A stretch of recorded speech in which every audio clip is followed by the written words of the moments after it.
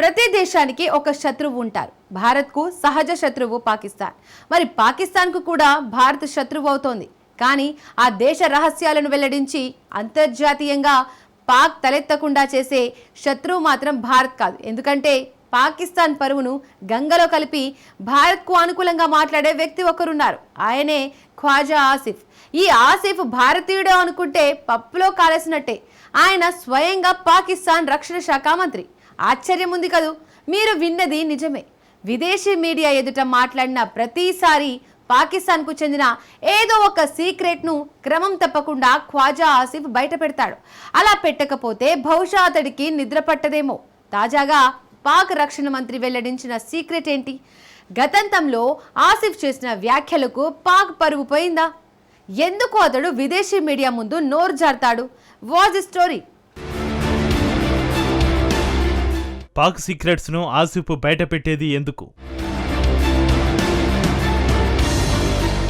విదేశీ మీడియా వస్తే ఆసిఫ్కి పూనకం వచ్చేస్తోందా? పాకిస్తాన్లో నడుస్తున్నది మిలిటరీ పాలనేనా?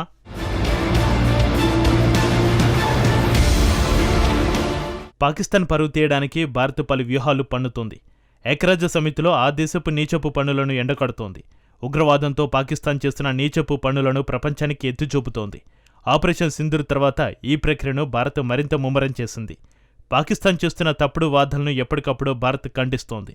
తాజాగా ఐక్యరాజ్య సమితిలోని ప్రపంచ నేతల సాక్షిగా భారత విదేశీ వ్యవహారాల శాఖ మంత్రి జైశంకర్ మరోసారి పాకిస్తాన్ను సర్ఫెక్సి వేసి మరీ ఉతికి ఆరేశాడు. ప్రపంచ ఉగ్రవాదానికి ఇస్లామాబాద్ అడ్డగా మారిందని జైశంకర్ తేల్చి చెప్పారు. పాకిస్తాన్ ఉగ్రవాదం భారత్ ఏర్పడిన నాటి నుంచే సవాల్గా మారిందని ఆందోళన వ్యక్తం చేశాడు. ఐక్యరాజ్య సమితి గుర్తించిన ఉగ్రవాదులంతా పాకిస్తాన్ దేశస్థులేనన్న విషయాన్ని జైశంకర్ ఎత్తి చూపారు. పహల్గాం దారుణం నేపథ్యంలో ఉగ్రవాదం నుంచి తమ ప్రజలను రక్షించుకునే హక్కును భారత్ వినియోగించుకుందని విదేశాంగ మంత్రి స్పష్టం చేశారు. అంతకుముందు పాకిస్తాన్ ప్రధాని షహబాజ్ షరీఫ్ పిచ్చి ప్రలాపనలకు భారత్ గట్టి కౌంటర్ ఇచ్చింది. డొనాల్డ్ ట్రంప్ జోక్యంతోనే భారత్ కాల్పుల విరమణకు అంగీకరించిందని షహబాజ్ చెప్పాడు.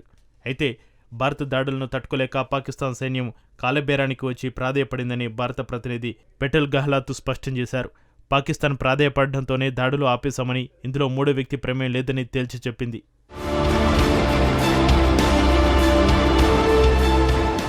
నిజానికి పాకిస్తాన్ పరువును గంగులు కలిపేందుకు భారత్ ఇలాంటి ప్లాన్లు వేయాల్సిన అవసరమే లేదు. ఎందుకంటే ఆ బాధ్యతలను నెరవేర్చేందుకు పాకిస్తాన్ రక్షణ మంత్రి ఖ్వాజా ఆసిఫ్ చాలు.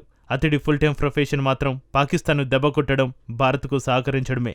అయితే ఇతడు చేసే వ్యాఖ్యలు మాత్రం సొంత దేశం పరువును బజార్న పడేసేలా చేస్తున్నాయి. ఆపరేషన్ సింధూర్ తర్వాత నుంచి పాకిస్తాన్లో మిలిటరీ పాలన నడుస్తుందన్న అనుమానాలు వ్యక్తమవుతున్నాయి. అప్పటి నుంచి ఆ దేశ ప్రధానమంత్రి బహిరంగ కార్యక్రమాల్లో పాల్గొనడం చాలా అరుదుగా మారింది.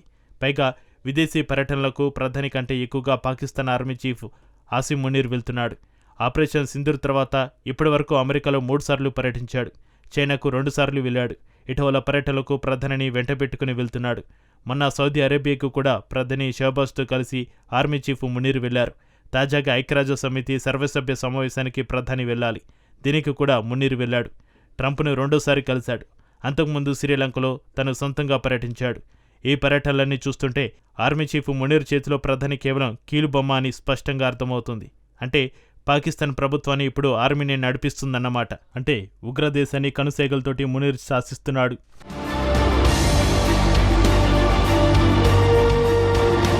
నిజానికి పాకిస్తాన్ ఆర్మీ తిరుగుబాటు జరుగుతుందన్న చర్చ ఆగస్టులో జోరుగా సాగింది.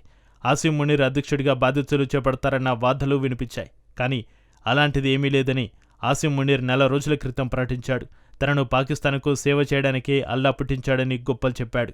ప్రభుత్వంలో జోక్యం చేసుకోవాల్సిన అవసరం లేదని మీడియా వార్తలను ఖండించాడు.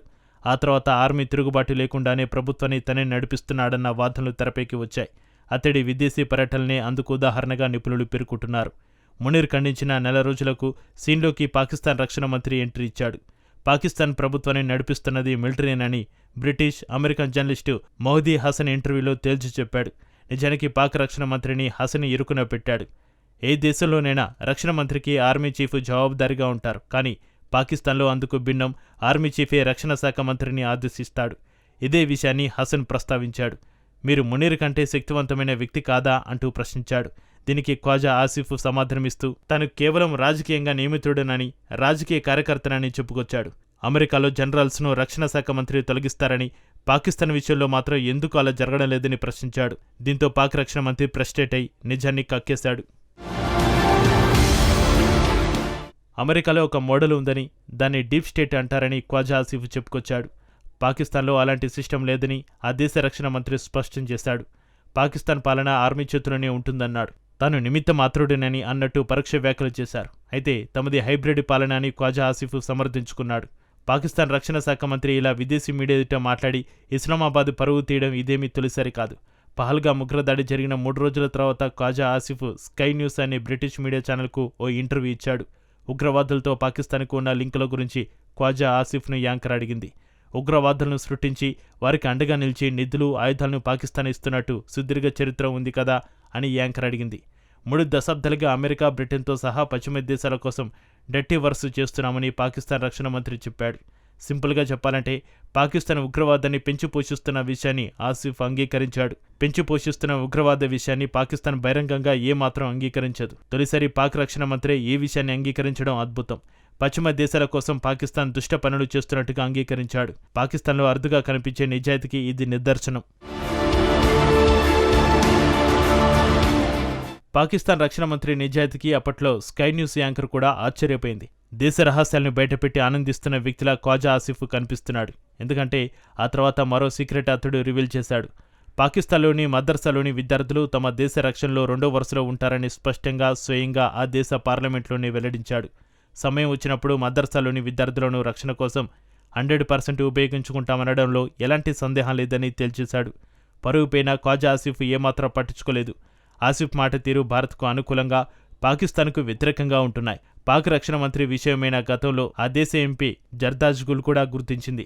ఖ్వాజా ఆసిఫ్ తీర్పై పార్లమెంట్లో గుల్ ప్రశ్నించింది. పాక్ రక్షణ మంత్రిని ఇంటర్వ్యూలకు ఎందుకు పంపుతున్నారని అడిగింది. రక్షణ శాఖ మంత్రి తీరు నిర్లక్ష్యంగా ఉందని జర్దాజ్ మండిపడింది.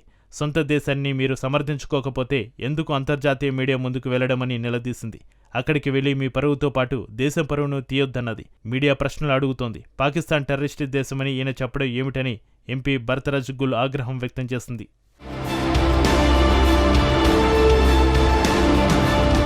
ఎందుకు ఖ్వాజా ఆసిఫ్ను అంతర్జాతీయ మీడియా ముందుకు పాకిస్తాన్ పంపుతోంది? ఇదేమైనా ఇస్లామిక్ వ్యూహమా, లేదంటే పాగు పాలకుల స్వీయ విధ్వంసమా, లేక అంతర్జాతీయ మీడియా ముందుకు మరెవరూ వెళ్లేందుకు సిద్ధపడడం లేదా? నిజాయితీగా చెప్పాలంటే పహల్గామ్ ఉగ్రదాడి తర్వాత పాకిస్తాన్ రక్షణ మంత్రి భారత్కు వ్యతిరేకంగా గొంతెత్తలేదు. అతడు పాకిస్తాన్ పరువును గంగలో కలిపాడు. సో పాకిస్తాన్ రక్షణ మంత్రికి భారతీయులు తప్పకుండా కృతజ్ఞతలు చెప్పాల్సిందే. మరి పాకిస్తాన్ ఉగ్రదేశంగా ఎత్తుచూపడంలో ఏ భారతీయ మంత్రులు చేయని పనిని ఖ్వాజా ఆసిఫ్ చేసి చూపిస్తున్నాడు. అతడు మాట్లాడిన ప్రతిసారి భారత్కు అనుకూలంగానే వ్యాఖ్యలు ఉంటున్నాయి. అతడు భారత్కు అనుకూలంగా చేసే ప్రతి వ్యాఖ్య అంతర్జాతీయంగా హైలైట్ అవడమే కాకుండా యూట్యూబ్, సోషల్ మీడియాలో తెగ వైరల్ అవుతున్నాయి. తాజాగా ఖ్వాజా ఆసిఫ్ మరోసారి విదేశీ మీడియాలో మాట్లాడి తమ దేశానికి సంబంధించిన మరో సీక్రెట్ను బయటపెట్టేశాడు. సాధారణంగా ప్రతి దేశానికి శత్రువులు ఉంటారు, కానీ పాకిస్తాన్కు మాత్రం శత్రువు మరెవరో కాదు, ఆ దేశ రక్షణ శాఖ మంత్రి ఖ్వాజా ఆసిఫే.